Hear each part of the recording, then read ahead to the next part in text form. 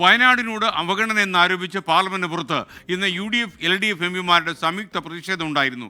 ദുരന്ത സമയത്ത് ജനങ്ങളുടെ രാഷ്ട്രീയ വിഭജനം കാണിക്കരുതെന്ന് എംപിമാർ പറഞ്ഞു. ഈ യോഗത്തിൽ വളരെ ഉയർന്നു കേട്ട ശബ്ദമായിരുന്നു പ്രിയങ്ക ഗാന്ധിയുടേത്. വയനാട് ദുരന്ത നിവാരണ പാക്കേജ് ആവശ്യപ്പെട്ട് പ്രിയങ്ക ഗാന്ധിയുടെ നേതൃത്വത്തിൽ 24 എംപിമാർ ഒപ്പിട്ട നിവേദനം നൽകി 10 ദിവസം പിന്നിട്ടിട്ടും യാതൊരു നടപടിയും ഇല്ലാത്ത പശ്ചാത്തലത്തിലാണ് കേരള എംപിമാർ പാർലമെന്റിന് മുന്നിൽ പ്രതിഷേധിച്ചത്.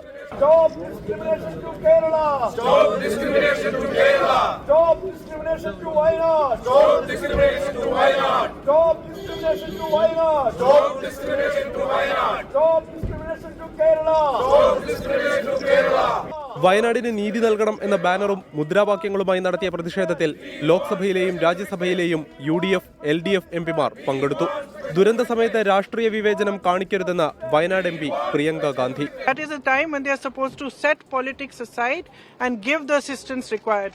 We are actually deeply disappointed because we expected that at least highlighting this issue, going to them, explaining the kind of pain and suffering which frankly they themselves have seen. Prime Minister himself has seen. സഹായം വൈകിപ്പിക്കുന്നതിനു പിന്നിൽ രാഷ്ട്രീയ തീരുമാനമാണെന്നും എംപിമാർ ആരോപിച്ചു. കേന്ദ്രത്തിന്റെ ഔദാര്യമല്ല ചോദിക്കുന്നതെന്ന് CPIM രാജ്യസഭാംഗം John Brittas. പ്രധാനമന്ത്രിയുടെ സന്ദർശനവുമായി ബന്ധപ്പെട്ട ചെലവ് പോലും ഈ ദുരിതം അനുഭവിക്കുന്ന ജനത നൽകുന്നു എന്നുള്ളതാണ് ഏറ്റവും ദൗർഭാഗ്യകരമായിട്ടുള്ള വശം. യഥാർത്ഥത്തിൽ വയനാട് സംബന്ധിച്ച് കേന്ദ്ര സർക്കാർ തുടക്കം മുതൽ പറയുന്നതെല്ലാം പച്ചക്കളവാണെന്നുള്ള കാര്യം തെളിഞ്ഞിരിക്കുകയാണ്.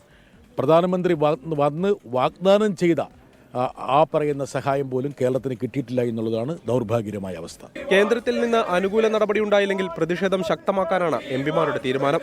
24 ഡൽഹി.